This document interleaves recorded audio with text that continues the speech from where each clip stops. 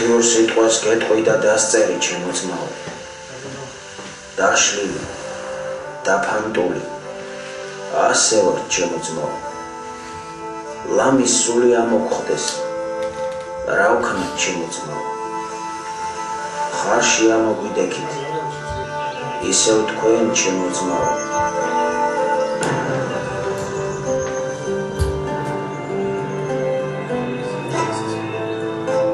მშობლიური მიწიდან აყრა და უცხო ქვეყანაში გადასახლება ისედაც ერთი მუჭა ქართველებისთვის ისტორიული ხვედრი ყოფილა.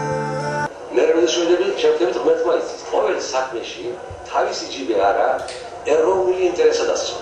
ეს რა არ გამო მაშინ დაკარგული ვარ ჩვენ. ჩვენ არ უნდა დავკარგოთ. თავი საქმე ეს არის ჩვენთვის.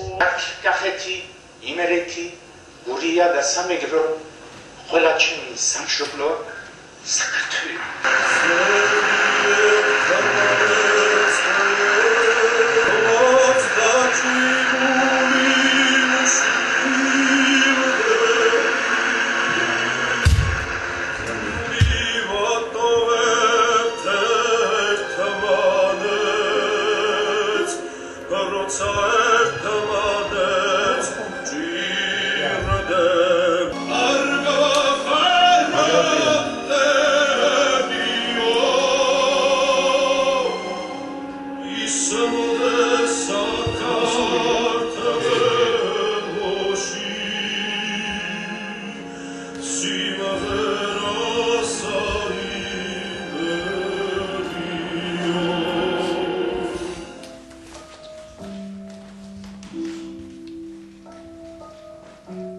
გადამეტებული არ იქნება ჩემგან ნათქვამი თუ გეტყვით რომ შემზრა ყველაფერმა ამან მთელი სული და გული გადმომიტრიალა იმიტომ რომ დანახვა იმისა როგორ დატოვა ქართველმა ხალხმა საქართველო როგორ გადაიხვეწა სადღაცა შეიძლება უკეთესადაც არის ფიზიკურად, მატერიალურად, მაგრამ ის ბედნიერი არ არის და არასოდეს არ იქნება ბედნიერი. ჩემი აზრით ძალიან საჭირო და საინტერესო ფილმი გამოვიდა. იმიტომ რომ ეს კიდევ ერთხელ დაგვაფიქრებს იმაზე, როგორ მოუვაროთ ჩვენს ქვეყანას. როგორ მოუვაროთ ისე რომ აქედან წასვლა აუცილებელი არ იყოს ადამიანისათვის. ეხლა 99% ამ ადამიანებისა, ვისაც დღეს ჩვენ უყურეთ, იქ არიან იმისთვის მარტო კი არა რომ თავი შეინახონ. საქართველოში დატოვებული თავისი ნათესავები, ძმები, ბიძაშვილები და ასე შემდეგ შეინახოს. ამას ყველაფერს ძალიან სერიოზული მიხედვა უნდა. ეს ფილმი პირდაპირ გვეუბნება, რომ თუ ამას არ მივხედეთ, ჩვენ დაღუპულები ვართ, ჩვენ გადავშენდებით. მიუხედავად იმისა, რომ საუკუნეების მანძილზე რა არ გადაუტანია ქართველ ხალხს, ის გადაშენების პირას არ ყოფილა არასოდეს. დღეს არის ძალიან მძიმე მდგომარეობა. ძალიან მძიმე დროში ცხოვრობთ. იმიტომ რომ ადამიანი იქ იპოვნის თავის ლუკმაპურს, თავის ბედნიერ დღეებს და თანდათანობით გაერეცხება ის დიდი გზნობა, რომელსაც სამშობლოს სიყვარული ქვია და მაშინ ვართ ჩვენ დაღუპულები, მაშინ არის ერი განადგურებული.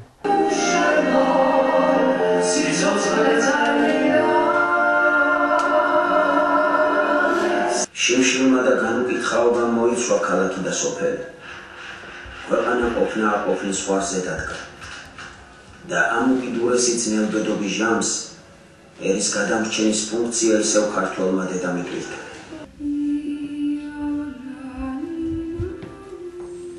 ეს მნიშვნელოვანი მოვლენა ქართულ დოკუმენტურ კინოში.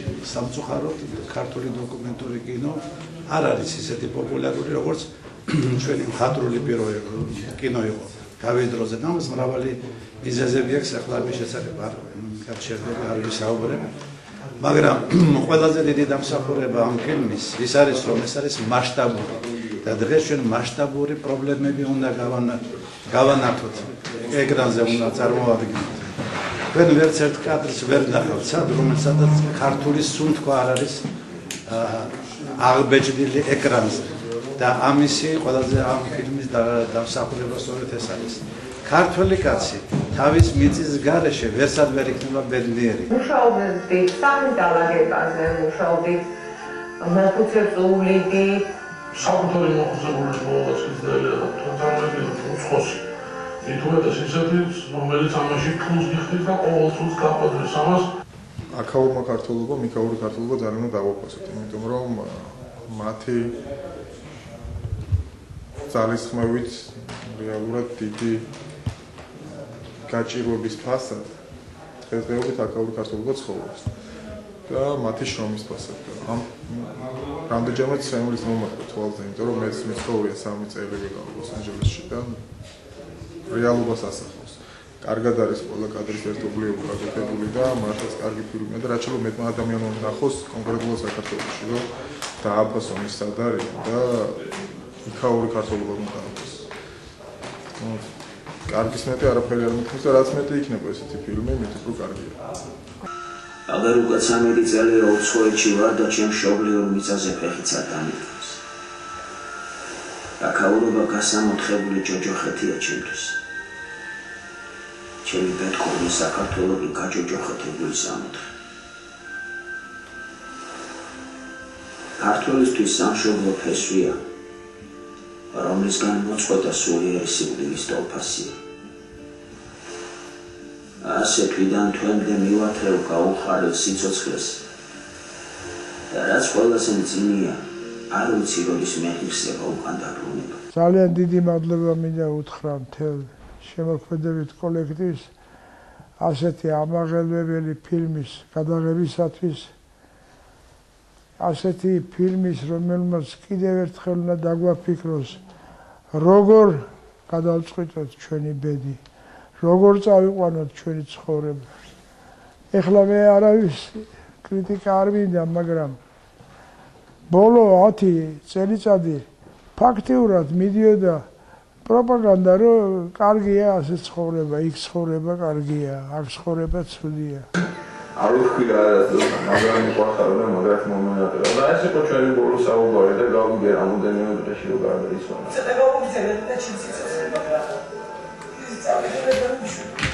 ეს ფილმი გადაღებულია საოცარი პატარა ჯგუფის მიერ, რომელსაც საოცარი განათლება კი აქვს, მაგრამ კინოგანათლება მათ არ აქვს, მაგრამ ისეთი დიდი ქართველები არიან, რომ ასეთი დიდი მუხტით, ასეთი დიდი სუნთქვით სავსე სურათი მე საქართველოზე არ მინახია და ამისათვის უღრმესი მადლობა მინდა მოვახსენო. მე ვასახელებ პირდაპირ გვარებს, ამ ფილმის ავტორებს არის ზვიად სეხნიაშვილი, ლევან ქართველი, დათო ყალიჩავა და რასაკვირველია ამ სურათის გული და სული ეს არის ლექსო გელაშვილი და ძალიან იშვიათი შემთხვევაა, როდესაც ერთი კაცი ამ დარგის დოკუმენტური ფილმის დარგის ერთი კაცი არის შემსრულებელი. ის არის რეჟისორიც, ოპერატორიც, ის არის ტექსტის ავტორიც და რასაკვირველია სხვადასხვა კომპონენტების, ასე ვთქვათ, ავტორი ამ ფილმში და ეს ყველაფერი არის უმაღლეს დონეზე გაკეთებული და სხვათა შორის ოსტატებსაც, ბევრ ოსტატებსაც ჯობნის ეს ფილმი თავისი კონსტრუქციით, თავისი ძალით, თავისი გავლენით, ზეგავლენით მაყურებელზე და მე ამის ამ თვალსაზრისით მინდა მთელ დამდგმელ ჯგუფს, რომელიც გვარი და სახელები ვახსენე, უღრმესი მადლობა მოვხატო. მე ვფიქრობ, რომ ჩვენ საერთოდ უნდა გავაშუქოთ მასშტაბური მოვლენა, აი გლობალიზაცია ჩვენთვის ძალიან საშიში მოვლენა. გლობალიზაცია, იგივე საქართველოს ხალხის გასვლა, საქართველოს დაპატარება და დაცოტავება.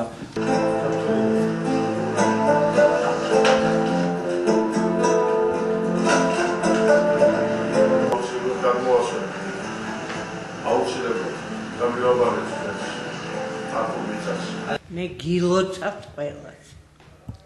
ძალიან ამაღელვებელი ფილმია, ემოციური და რა თქმა უნდა ტრაგიკული. მაგრამ აი არსებობს ჩემთვის პირადად ერთი მაგრა.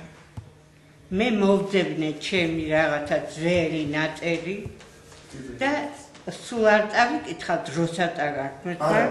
წაიკითხე. არა. ორი კუპლეტს წავიკითხავ მარტო. რა ვქნა, არ ვიცი ნამგლის წრიალი, მაგრამ ბალახის ცვარსაც კი ვეტრფი. ზოგს ქართველს უნდა ქართული მიწა ეგულებოდეს როგორც სადგური. ნეტავ გაიღო ზეცის კარები, მინდა გავხედო მთელ დედამიწას. შენი ასფალტის ბუღი გერჩიოს, სხვაგან სასახლეს და ოქროს ვარა.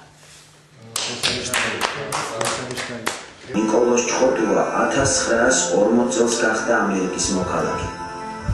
წლების განმავლობაში ის დიპლომატიურ საქმიანობას ეწეოდა. ოცნებად კი სამშობლოში დაბრუნება ჰქონდა, მაგრამ სიცოცხლის ბოლო წლებში ავადმყოფობამ ხელი შეუშალა. მაშინ მან ანდერძი დატოვა, რომ მისი გული მაინც დაემარხათ საქართველოში. 1988 წელს პატარა ურნა, რომელშიც ნიკოლოზ ჩხოტუას დაფეთვლილი გული იყო მოთავსებული, ზოგ ჩანთით გამოაპარეს მოსკოვის საბაჟოს.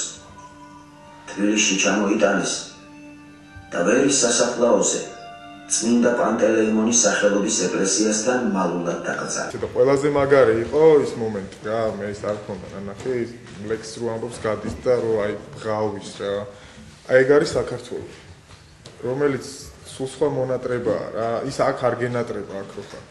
მაგრამ რომ მიდიხარ ბევრად უფრო მაგარი პატრიოტი ხდები რა.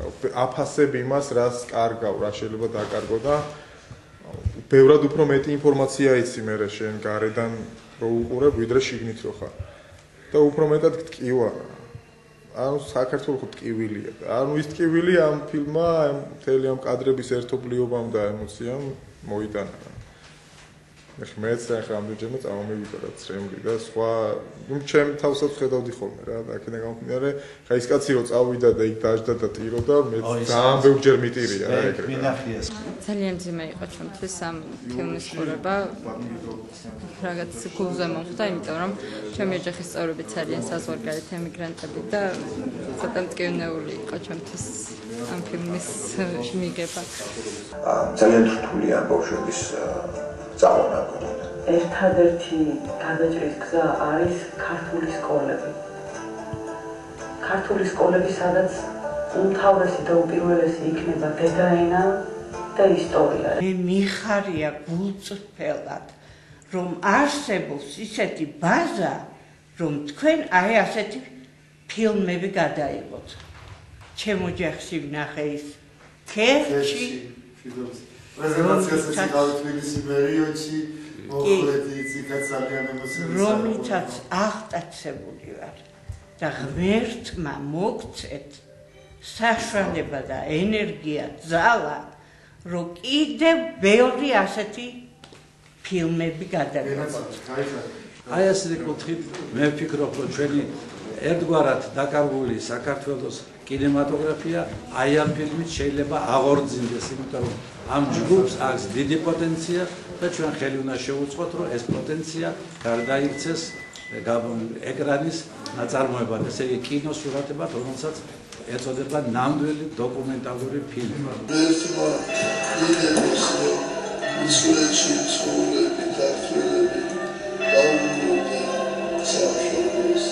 ბიჯარი არა მაქვს ამერიკაზე დაწეული. და მე გმირს უძახი იმას, ვინც საქართველოში ბრუნდება. ჩემი დაბერდა საკდამო.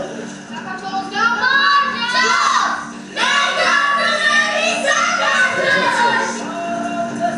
14 წელი არის ეს გოგონა, 14 წელი და ჩამოვიდა.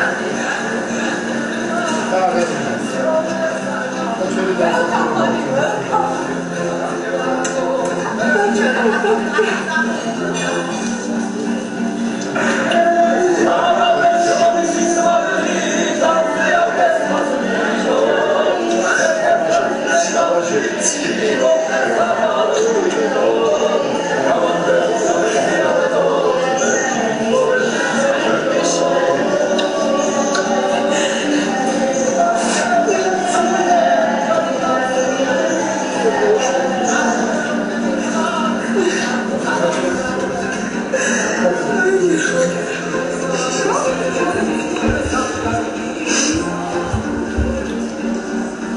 ამ 64-ის კუთხეს გაფრთხილება და სიყვარული უნდა.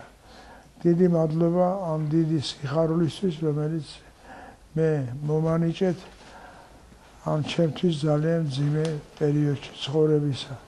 და კიდევ ერთხელ დამაფიქრეთ იმაზე, რომ რა ვქნათ, როგორ მოვიქცეთ, როგორ გავაკეთოთ ისე, რომ საქართველოში ქართველ ადამიანს ეცხოვრებოდეს და ბედნიერი ყოფილიყოს. დიდი მადლობა.